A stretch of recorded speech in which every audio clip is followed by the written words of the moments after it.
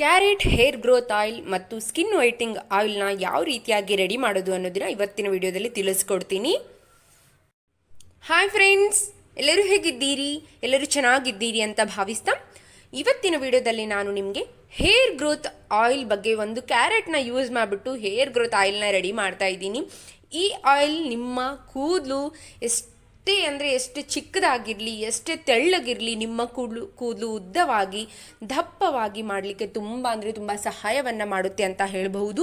ಇದು ಸ್ಕಿನ್ಗೂ ಕೂಡ ತುಂಬ ಒಳ್ಳೆಯದು. ನಿಮ್ಮ ಸ್ಕಿನ್ನು ಕೂಡ ವೈಟ್ ಮಾಡಲಿಕ್ಕೆ, ನಿಮ್ಮ ಸ್ಕಿನ್ ಟೋನ್ನು ಕೂಡ ಜಾಸ್ತಿ ಮಾಡಲಿಕ್ಕೆ ಈ ಆಯಿಲ್ ತುಂಬ ಒಳ್ಳೆಯದು ಅಂತ ಹೇಳಬಹುದು. ಇದು 2-in-1 ಆಯಿಲ್ ಅಂತ ಕೂಡ ಹೇಳಬಹುದು. ಈ ಆಯಿಲ್ನ ನೀವು ಸ್ಕಿನ್ಗೂ ಯೂಸ್ ಮಾಡ್ಬೋದು, ಹೇರ್ಗೂ ಯೂಸ್ ಮಾಡ್ಬೋದು. ಈ ಆಯಿಲ್ನ ನಾನು ಯಾವ ರೀತಿಯಾಗಿ ರೆಡಿ ಮಾಡ್ತೀನಿ ಅನ್ನೋದನ್ನ ಇವಾಗ ತಿಳಿಸ್ಕೊಡ್ತೀನಿ.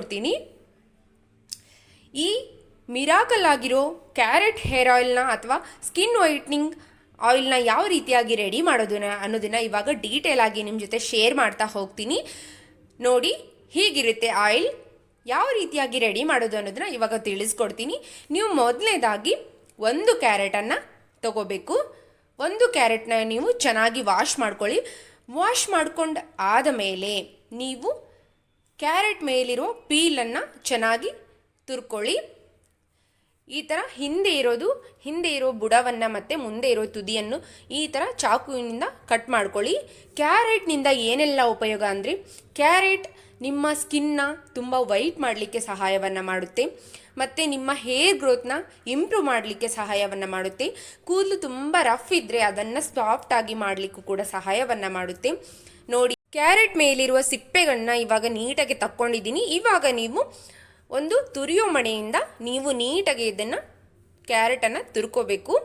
ಈ ಥರ ನೀವು ಮಾಡಿಕೊಂಡ್ರೆ ಸಾಕಾಗುತ್ತೆ. ಇದನ್ನು ನೀವು ಇವಾಗ ಚೆನ್ನಾಗಿ ಒಂದು ಪ್ಲೇಟಲ್ಲಿ ಹಾಕೊಂಡ್ಬಿಟ್ಟು ಇದನ್ನು ಬಿಸಿಲಲ್ಲಾದರೂ ಒಣಗಿಸಿ, ಅಥವಾ ನೀವು ಮನೆಯಲ್ಲೇ ಇಟ್ಟು ಕೂಡ ಒಣಗಿಸಬಹುದು. ನಾನು ಇದನ್ನು ಬಿಸಿಲಲ್ಲಿ ಇಟ್ಬಿಟ್ಟು ಚೆನ್ನಾಗಿ ಅದು ಡ್ರೈ ಆಗೋವರೆಗೂ ನಾನು ಇದನ್ನು ಒಣಗಿಸ್ಕೋತೀನಿ. ನೀವು ಹಸಿ ಇದ್ದಾಗ ಯೂಸ್ ಮಾಡಿದರೆ ಏನೆಲ್ಲ ಪ್ರಾಬ್ಲಮ್ ಆಗುತ್ತೆ ಅಂದರೆ, ಇದು ಬೇಗನೆ ಈ ಎಣ್ಣೆ ಹಾಳಾಗುತ್ತೆ ಅಂತ ಹೇಳಬಹುದು. ಅದರಿಂದಾನೇ ಬಿಸಿಲಲ್ಲಿ ನೀಟಾಗಿ ಒಣಗಿಸ್ಬಿಟ್ಟು ಯೂಸ್ ಮಾಡಿದರೆ ಈ ಆಯಿಲ್ನ ನೀವು 5-6 ತಿಂಗಳವರೆಗೂ ಇಟ್ಟು ಕೂಡ ನೀವು ಈ ಆಯಿಲ್ನ ಬಳಸಬಹುದು. ಅದಕ್ಕೋಸ್ಕರನೇ ಬಿಸಿಲಲ್ಲಿ ನೀಟಾಗಿ ಇದನ್ನು ಇವಾಗ ಒಣಗಿಸ್ಕೊಳ್ಳೋಣ. ನೋಡಿ, ಇವಾಗ ಬಿಸಿಲಲ್ಲಿ ಇಟ್ಟಿದ್ದೀನಿ.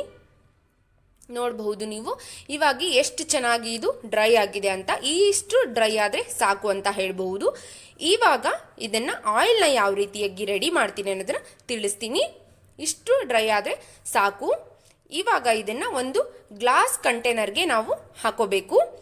ನೀವು ಗ್ಲಾಸ್ ಕಂಟೈನರ್ನ ತೊಗೊಂಡ್ರೆ ಬೆಸ್ಟ್ ಅಂತ ಹೇಳ್ಬಹುದು. ಆಯಿಲ್ ಯಾವತ್ತೂ ಕೆಡೋದಿಲ್ಲ. ಅದಕ್ಕೋಸ್ಕರ ಗ್ಲಾಸ್ ಕಂಟೈನರಲ್ಲಿ ನೀವು ಇದನ್ನು ಸ್ಟೋರ್ ಮಾಡಬಹುದು. ಇವಾಗ ನಾನು ಒಣಗಿಸಿರೋ ಕ್ಯಾರೆಟನ್ನು ಇದಕ್ಕೆ ಸೇರಿಸ್ಕೊತಾ ಇದ್ದೀನಿ. ಇವಾಗ ಸೇರಿಸ್ಕೊಂಡಿದ್ದೀನಿ. ಇದ್ರ ಜೊತೆ ಒಂದು ಮಿರಾಕಲ್ ಆಗಿರೋ ಇನ್ನೊಂದು ಇಂಗ್ರೀಡಿಯೆಂಟನ್ನು ಕೂಡ ಸೇರಿಸ್ತೀನಿ. ಏನಪ್ಪ ಅಂದರೆ ಲವಂಗನೂ ಅಷ್ಟೇ ನಿಮ್ಮ ಹೇರ್ ಗ್ರೋತ್ನ ಇಂಪ್ರೂವ್ ಮಾಡಲಿಕ್ಕೆ, ನಿಮ್ಮ ಹೇರ್ನ ಸ್ಟ್ರೇಟ್ ಮಾಡಲಿಕ್ಕೆ, ನಿಮ್ಮ ಕೂದಲನ್ನು ಸ್ಟ್ರಾಂಗ್ ಮಾಡಲಿಕ್ಕೆ ಕೂಡ ಸಹಾಯವನ್ನು ಮಾಡುತ್ತೆ. ನಿಮ್ಮ ತಲೆಯಲ್ಲಿ ಗ್ರೇ ಹೇರ್ಸ್ ಇದ್ದರೆ, ಬಿಳಿ ಕೂದಲು ಇದ್ದರೆ ಅದನ್ನು ಕಪ್ಪು ಮಾಡಲಿಕ್ಕೂ ಕೂಡ ಈ ಲವಂಗ ತುಂಬ ಸಹಾಯವನ್ನು ಮಾಡುತ್ತೆ ಅಂತ ಹೇಳ್ಬೋದು. ಸ್ಕಿನ್ಗೂ ಕೂಡ ತುಂಬ ಒಳ್ಳೆಯದು. ನಿಮ್ಮ ಸ್ಕಿನ್ನಲ್ಲಿ ಪಿಂಪಲ್ಸ್ಗಳಾಗ್ತಿದ್ರೆ ಅದನ್ನು ತೆಗೆದು ಹಾಕ್ಲಿಕ್ಕೂ ಕೂಡ ಈ ಲವಂಗ ತುಂಬ ಸಹಾಯವನ್ನು ಮಾಡುತ್ತೆ ಅಂತ ಹೇಳ್ಬಹುದು.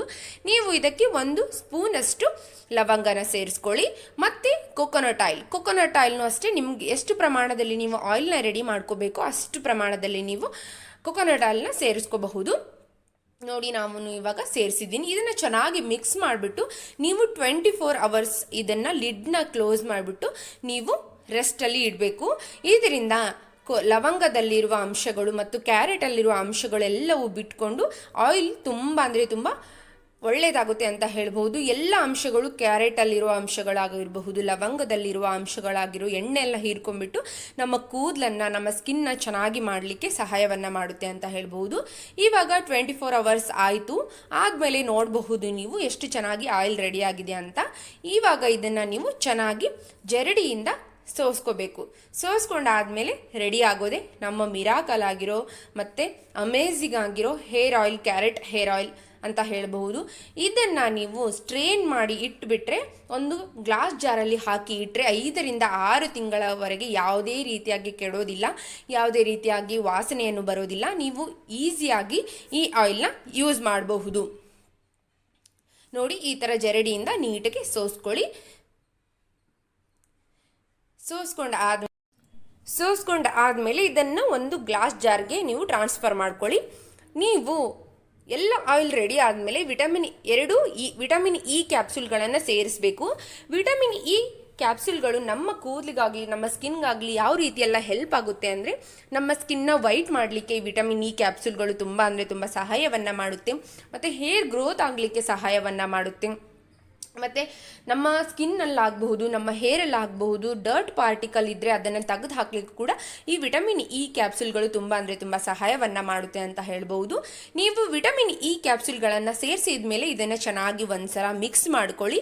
ಮಿಕ್ಸ್ ಮಾಡ್ಕೊಂಡು ಆದಮೇಲೆ ನೀವು ಒಂದು ಗ್ಲಾಸ್ ಜಾರಲ್ಲಿ ಅಥವಾ ಒಂದು ಬಾಟಲಲ್ಲಿ ನೀವು ಇದನ್ನು ಸ್ಟೋರ್ ಮಾಡಿ ಇಟ್ಕೋಬಹುದು. ಇದನ್ನು ನೀವು 5 ರಿಂದ 6 ತಿಂಗಳವರೆಗೂ ಯೂಸ್ ಮಾಡಬಹುದು. ಯಾವುದೇ ರೀತಿಯಾಗಿ ಇದು ಹಾಳಾಗೋದಿಲ್ಲ. ನೀವು ಈ ಆಯಿಲ್ನ ಯಾವ ರೀತಿಯಾಗಿ ಯೂಸ್ ಮಾಡಬೇಕು ಅಂದರೆ, ನೀವು ರೆಗ್ಯುಲರ್ ಆಗಿರೋ ಆಯಿಲ್ನ ಯಾವ ರೀತಿಯಾಗಿ ಯೂಸ್ ಮಾಡ್ತೀರೋ ಅದೇ ಥರನಾಗಿ ನೀವು ಈ ಆಯಿಲ್ನ ಯೂಸ್ ಮಾಡಬಹುದು. ವಾರಕ್ಕೆ 1 ಬಾರಿ ಅಥವಾ 2 ಬಾರಿ ನೀವು ಈ ಆಯಿಲ್ನ ಚೆನ್ನಾಗಿ ನಿಮ್ಮ ಕೂದಲಿಗೆಲ್ಲ ಅಪ್ಲೈ ಮಾಡಿಕೊಂಡು ಚೆನ್ನಾಗಿ 5 ರಿಂದ 10 ನಿಮಿಷಗಳ ಕಾಲ ಚೆನ್ನಾಗಿ ಮಸಾಜ್ ಮಾಡ್ಕೊಳ್ಳಿ. ಮಸಾಜ್ ಮಾಡ್ಕೊಂಡು ಆದಮೇಲೆ ನೀವು ರೆಗ್ಯುಲರ್ ಆಗಿ ಯಾವ ಶಾಂಪೂನ ಯೂಸ್ ಮಾಡ್ತೀರೋ ಆ ಶಾಂಪೂಯಿಂದ ನೀವು ಹೇರ್ ವಾಶ್ನ ಮಾಡ್ಕೋಬಹುದು. ಈ ರೀತಿಯಾಗಿ ನೀವು ಕಂಟಿನ್ಯೂಸ್ ಆಗಿ ರೆಗ್ಯುಲರ್ ಆಗಿ ಮಾಡ್ತಾ ಬನ್ನಿ. ನಿಮಗೂ ಕೂಡ ಬೆಸ್ಟ್ ಅಂದರೆ ಬೆಸ್ಟ್ ರಿಸಲ್ಟ್ ಸಿಗುತ್ತೆ.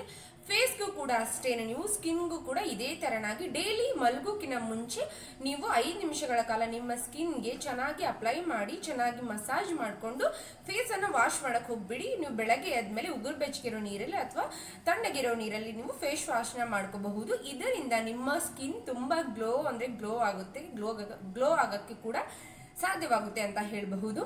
ಇವತ್ತಿನ ವಿಡಿಯೋ ನಿಮಗೆ ಹೆಲ್ಪ್ಫುಲ್ ಆಗಿರುತ್ತೆ, ಯೂಸ್ ಆಗಿರುತ್ತೆ ಅಂತ ಭಾವಿಸಿದ್ದೀನಿ. ಯೂಸ್ ಅನಿಸಿದ್ರೆ ಪ್ಲೀಸ್ ಒಂದು ಲೈಕ್ ಮಾಡೋದನ್ನ ಮಾತ್ರ ಮಿಸ್ ಮಾಡೋಕ್ಕೆ ಹೋಗಬೇಡಿ. ಇನ್ನು ಯಾರು ನನ್ನ ಚಾನಲ್ನ ಸಬ್ಸ್ಕ್ರೈಬ್ ಮಾಡ್ಕೊಂಡಿಲ್ಲೋ ಪ್ಲೀಸ್ ಸಬ್ಸ್ಕ್ರೈಬ್ ಮಾಡ್ಕೊಳ್ಳಿ ಅಂತ ಹೇಳ್ತೀನಿ.